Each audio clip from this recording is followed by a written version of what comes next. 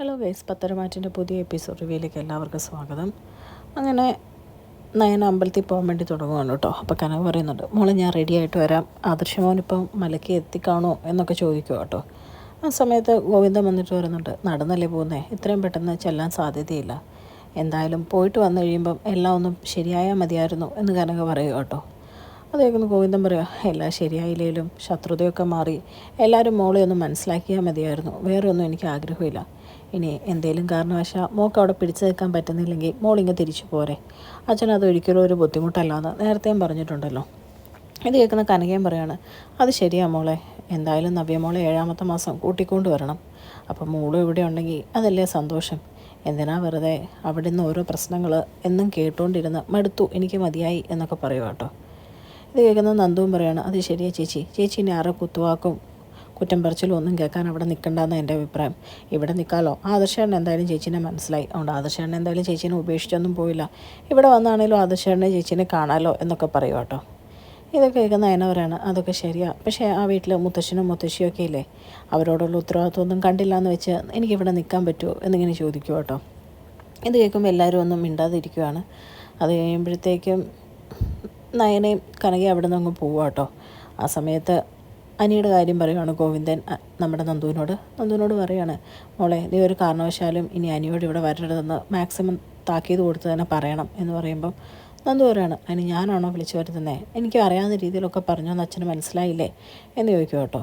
ഇത് കേൾക്കുന്ന ഗോവിന്ദൻ പറയുകയാണ്, ഇപ്പോഴും അനിയുടെ മനസ്സിൽ മോളുണ്ടെന്നാണ് തോന്നുന്നത്, അതൊരു കാരണവശാലും നമ്മൾ വളം വെച്ച് കൊടുക്കാൻ പാടില്ല, അതാകെ പ്രശ്നത്തിലോട്ട് എത്തുള്ളൂ, എന്തായാലും മോളുടെ കല്യാണവും പെട്ടെന്ന് നടത്തണം എന്ന് പറയും കേട്ടോ. ഇത് കേൾക്കുന്ന എന്ത് പറയുകയാണ്, ഇപ്പം തന്നെ കല്യാണം കഴിഞ്ഞ 2 പെൺമക്കൾ ഇവിടെ വന്ന് നിന്നോ, കുഴപ്പമില്ല എന്നാണ് അച്ഛൻ പറയുന്നത്, ഇനിയിപ്പോൾ ഞാൻ എന്നെ കെട്ടിച്ചു വിട്ടിട്ട് എന്നെ കൂടെ ഇവിടെ കൊണ്ട് നിർത്താനാണോ, എനിക്ക് കുറച്ച് സമാധാനം താ, ഇപ്പോഴത്തെ കാലത്ത് കല്യാണം എന്ന് പറഞ്ഞ് നിർബന്ധിക്കുകയല്ല വേണ്ടത്, അതൊക്കെ നടക്കേണ്ട സമയത്ത് നടന്നോളും എന്ന് പറഞ്ഞ് ദേഷ്യപ്പെട്ട് നന്ദു അവിടെ നിന്ന് പോവുക കേട്ടോ.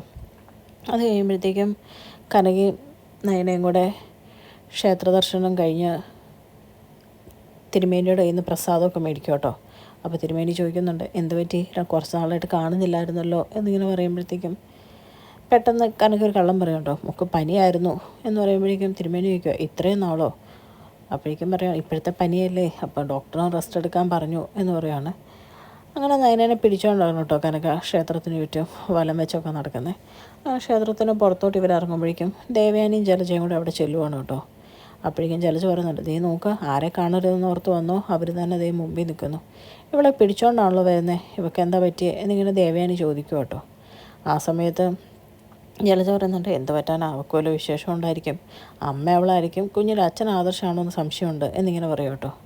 ഇതേക്കും ദേവയാനിയൊക്കെ, നീ ക്ഷേത്രത്തിന് മുമ്പിൽ വെച്ച് എന്തൊക്കെയാണ് ജലജയെ പറയുന്നത് എന്നിങ്ങനെ പറയുമ്പോഴേക്കും, പറയാനുള്ളത് പിന്നെ പറയണ്ടേ, അല്ലെങ്കിൽ പിന്നെ അവൻ വ്രതം തെറ്റിച്ചു എന്ന് വേണം മനസ്സിലാക്കാൻ എന്നിങ്ങനെ പറയും കേട്ടോ. അത് കഴിഞ്ഞ് അവർ ക്ഷേത്രത്തിൽ നിന്ന് ഇറങ്ങി കഴിയുമ്പോഴത്തേക്കും ഇവരെ കാണുമ്പോഴത്തേക്കും പെട്ടെന്ന് നയന പറയുവാണ്, അമ്മ കൈയെടുക്കുക, ദേ ആദർശേട്ടൻ്റെ അച്ഛൻ അമ്മ വന്നേക്കുന്നു എന്ന് പറയും കേട്ടോ. അപ്പോഴത്തേക്കും പെട്ടെന്ന് കനക കൈ എടുക്കുവാണ്. അപ്പോഴത്തേക്കും ഇത് കണ്ടിട്ട് ചില ചോദിക്കുക, ഇവൾക്ക് എന്ത് പറ്റി, ഇവൾക്കെന്താ നടക്കാൻ പാടില്ലേ എന്നിങ്ങനെ ചോദിക്കും കേട്ടോ. അപ്പോൾ പറയുന്നുണ്ട്, മോക്ക് തീരെ വയ്യായിരുന്നു, പനിയാ എന്നൊക്കെ ഇങ്ങനെ പറയുക കേട്ടോ കനക ഓരോ കള്ളങ്ങൾ. അപ്പോഴേക്കും പെട്ടെന്ന് ചില ചോദിക്കുന്നുണ്ട്, ഛർദിയോ തലകർക്കോ എന്തെങ്കിലും ഉണ്ടോ എന്ന് ചോദിക്കുമ്പം കനക പറയുന്നുണ്ട്, ഇല്ല, അതെന്താ അങ്ങനെ ചോദിച്ചതെന്ന് ചോദിക്കും കേട്ടോ. അല്ല എന്ന് പറഞ്ഞിങ്ങനെ കളിയാക്കി ഓരോന്ന് പറയുമ്പോഴത്തേക്കും കനകയ്ക്ക് കാര്യം മനസ്സിലാവുകയാണ്. ഇത് കേൾക്കുന്ന നയനയ്ക്ക് നല്ല ദേഷ്യം വരുവാണ് കേട്ടോ. അപ്പോഴത്തേക്കും കനക പെട്ടെന്ന് പറയുകയാണ്, ക്ഷേത്രമായിപ്പോയി, അതുകൊണ്ട് ഞങ്ങൾ കൂടുതലൊന്നും പറയുന്നില്ല എന്ന് പറഞ്ഞ് അവിടെ നിന്ന് പോവുകയാണ്. ദേവയാനി ഒന്നും മിണ്ടുന്നില്ല കേട്ടോ. ദേവയാനി എന്നിട്ട് നേരെ തിരുമേനിയെ ചെന്ന് കാണുവാണ്. തിരുമേനിയെ കാണുമ്പോഴത്തേക്കും തിരുമേനി പറയുന്നുണ്ട്, ദേ മരുമോളിപ്പോൾ വന്നു പോയതേ ഉള്ളല്ലോ, അവൾക്ക് എന്താ തിരുമേനി ക്ഷീണം എന്ന് ചോദിക്കും കേട്ടോ. അപ്പോഴത്തേക്കും തിരുമേനി പറയാം, എന്തേ നേരിട്ട് കണ്ടപ്പോൾ ചോദിച്ചില്ലേ, എന്താണെന്ന് എനിക്കറിയില്ല, മുത്തശ്ശനും മുത്തശ്ശിയും ഇവിടെ വരുമ്പോഴത്തേക്കും നിങ്ങൾക്ക് 2 പേർക്കും വേണ്ടി മൃത്യുഞ്ജയ പുഷ്പാഞ്ജലിയും ഹോമമൊക്കെ നടത്താറുണ്ട് എന്ന് പറയും കേട്ടോ.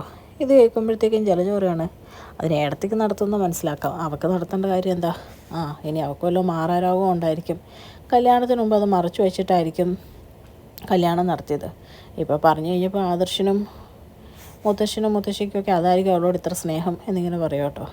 ഇതൊക്കെ കേട്ട് ദേവയാനി ഒന്നും മിണ്ടാതെ എന്തൊക്കെയോ ഇങ്ങനെ ചിന്തിച്ച് നിൽക്കുവാണ്. അത് കഴിഞ്ഞ് കാണിക്കുന്ന അനാമികേനെയാണ്. അനാമികയുടെ അടുത്തോട്ട് രേവതി വരുവാണ് കേട്ടോ. എന്നിട്ട് പറയാണ്, നീ ഇങ്ങനെ ഇരിക്കാതെ അനിയനൊന്ന് വിളിക്കാൻ നോക്ക്, ക്ഷേത്രത്തിൽ പോയിട്ട് നമ്മൾ മൈൻഡ് ചെയ്തില്ല എന്ന് പറഞ്ഞു കഴിഞ്ഞാൽ അത് വലിയ പ്രശ്നമാണ്. അപ്പോഴേക്കും അനാമി പറയും, ഞാൻ അവനെ എന്തായാലും വിളിക്കുകയില്ല, അഭിയേട്ടനെ വേണമെങ്കിൽ ഒന്ന് വിളിക്കാം എന്ന് പറഞ്ഞ് ഫോൺ എടുത്ത് അബീനെ വിളിക്കും കേട്ടോ. അപ്പോഴത്തേക്കും തിരിച്ച് കേൾക്കുന്നത് തമിഴിലാണ്. അപ്പോഴത്തേക്കും പറയണേ ശബരിമല കയറത്തില്ലല്ലേ, ഇതെന്താ തമിഴിൽ ഓരോന്ന് പറയുന്നത്, ഇതെന്താ പറ്റി എന്നറിയില്ല, ഫോൺ ഇപ്പോൾ ഓഫാണ് എന്തായാലും, എന്തേലും ആട്ടെ എന്നിങ്ങനെ പറയും കേട്ടോ. അത് കഴിയുമ്പോൾ പറയാണ് എന്തായാലും അനി എന്നെ സ്നേഹിക്കുമെന്ന് ആരും പ്രതീക്ഷിക്കണ്ട, അവൻ്റെ മനസ്സിൽ ഇപ്പോഴും ആ നന്ദു എന്ന് പറയുന്നവളാണ്. ഇനിയിപ്പോൾ തിരിച്ചു കയറണമെങ്കിൽ ഒരു മാർഗ്ഗം എന്ന് വെച്ച് കഴിഞ്ഞാൽ നമുക്ക് ഓൺലൈൻ മീഡിയയിൽ വല്ലോ ചെറിയ വാർത്ത വല്ലതും കൊടുത്താലോ, അനന്തപുരിയിലെ ഇളയ മരുമോളായ ഞാൻ പീഡിപ്പിക്കപ്പെടുന്നു എന്നൊക്കെ പറഞ്ഞ് അവിടുത്തെ ഓരോ ന്യൂസും ഓൺലൈൻകാർക്ക് വലിയ വാർത്തകളാണല്ലോ. അങ്ങനെ വന്നു കഴിഞ്ഞാൽ അഭിമാനത്തിൻ്റെ പേരിൽ എന്തായാലും വല്യമ്മയുടെ കേസ് പോലും പോലീസ് കേസാക്കാതിരുന്നവരാണ്. അപ്പോൾ ഇത് എന്തായാലും പോലീസ് കേസൊന്നും ആവാനും പോണില്ല, ഒന്നും അന്വേഷിക്കാനും പോകുന്നില്ല. മുത്തശ്ശനും മുത്തശ്ശിയും വന്ന് എന്നെ ഇവിടുന്ന് കൂട്ടിക്കൊണ്ട് തന്നെ പോവും എന്നിങ്ങനെ പറയുക കേട്ടോ. ഇത് കേൾക്കുന്ന രേവതി പറയാണ് അതൊക്കെ ശരിയാ, പക്ഷേ ഒരു പരിധിക്കപ്പുറം അഭിമാനം വ്രണപ്പെട്ട് കഴിഞ്ഞ് കഴിഞ്ഞാൽ ചിലപ്പോൾ അവർ പ്രതികരിച്ചു എന്ന് വരും മോളെ. എന്തായാലും ഇപ്പോൾ അതല്ല മാർഗം, നീ എത്രയും പെട്ടെന്ന് അനിയായിട്ട് ഒന്ന് കൂടിച്ചേര്. അത് കഴിഞ്ഞ് കല്യാണമൊക്കെ കഴിഞ്ഞ് ഒരു കുഞ്ഞൊക്കെ ആയി കഴിയുമ്പോൾ പിരിഞ്ഞാലും നമുക്ക് നല്ലൊരു വിഹിതം ഇങ്ങ് കിട്ടും, പിന്നെ നമുക്ക് എന്താ കുഴപ്പം.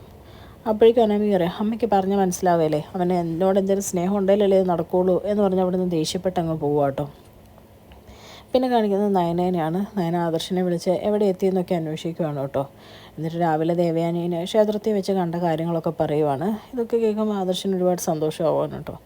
അത് കഴിയുമ്പോഴത്തേക്കും ആദർശ് പറയുന്നുണ്ട് ഞാൻ വിളിച്ചോളാം, നീ ഫോൺ വെച്ചോ, റെസ്റ്റ് എടുത്തോ എന്നൊക്കെ പറഞ്ഞ് ഫോൺ വെക്കുവാണ് കേട്ടോ.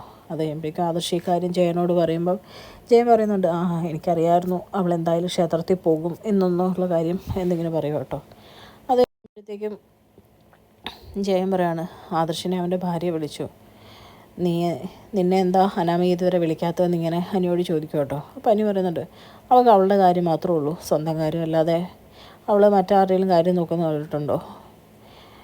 ഇതൊക്കെ കേൾക്കുമ്പോഴത്തേക്കും ജയനും അജയനും പറയാം നീ തന്നെ ഇഷ്ടപ്പെട്ട് കണ്ടുപിടിച്ച് കൊണ്ടുവന്ന പെൺകൊച്ചാണ് അനാമിക, കല്യാണത്തിന് മുമ്പ് തുടക്കകാലത്ത് നിങ്ങൾ തമ്മിൽ എന്ത് സ്നേഹമായിരുന്നു, എന്നിട്ടിപ്പോൾ ഇങ്ങനെയൊക്കെ പറഞ്ഞാൽ എങ്ങനെയാണ് എന്നിങ്ങനെ ചോദിക്കുമ്പോഴേക്കും അനി പറയുന്നുണ്ട് അത് കഴിഞ്ഞ് സ്നേഹമില്ലെന്ന് ഞാൻ ഏട്ടനോട് കല്യാണത്തിൻ്റെ തലേന്ന് പറഞ്ഞതല്ലേ. അപ്പോഴേക്കും എല്ലാവരും പറയുന്നുണ്ട് തലേന്ന് പറഞ്ഞിട്ട് എന്താടാ കാര്യം, എന്തായാലും ഇപ്പം നിൻ്റെ ജീവിതം ഇങ്ങനെയായി, ഇനി മുമ്പോട്ട് പോകുന്നിടത്തോളം പോട്ടെ എന്ന് പറഞ്ഞിട്ട് എല്ലാവരും നടക്കുവാണ് കേട്ടോ.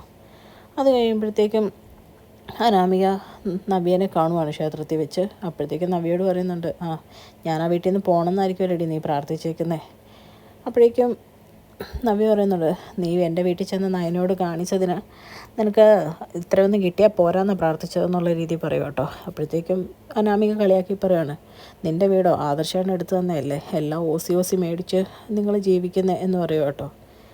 അപ്പോഴത്തേക്കും നവ്യ പറയാണ് അത് ശരിയാണ്, അവളുടെ ഹസ്ബൻഡ് അവളോട് സ്നേഹമുള്ളതുകൊണ്ട് മേടിച്ചതല്ല, അത് ഓസിനൊന്നുമല്ല, പിന്നെ നിനക്ക് അങ്ങനെയൊന്നും വേണ്ട എന്നാണല്ലോ നീ ഇപ്പോൾ വാദിച്ചുകൊണ്ടിരിക്കുന്നത്. അങ്ങനെയാണെങ്കിൽ പിന്നെ വല്യമ്മ തന്ന സ്വർണം സ്വന്തം അമ്മയുടെ കയ്യിൽ കൊടുത്തുവിട്ട് അത് വിറ്റ് കാശാക്കാൻ നോക്കിയത് എന്തിനാണെന്ന് ചോദിക്കും കേട്ടോ. ഈ ചോദ്യം കേട്ട് ഞെട്ടി നിൽക്കുന്ന അനാമികനെ കാണിച്ചുകൊണ്ടാണ് ഇന്നത്തെ എപ്പിസോഡ് അവസാനിക്കുന്നത്. ചാനൽ ഇഷ്ടപ്പെട്ടാൽ ലൈക്ക് ചെയ്യാനും സബ്സ്ക്രൈബ് ചെയ്യാനും മറക്കാം.